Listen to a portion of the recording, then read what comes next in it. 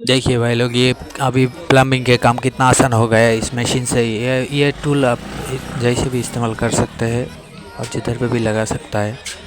या तो एसी का काम या तो प्लम्बिंग का काम, कुछ भी काम पे के लिए ये टूल बहुत आसान वाला का टूल है। ऐसा ही वीडियो देखने के लिए लाइक एंड सब्सक्राइब कीजिए।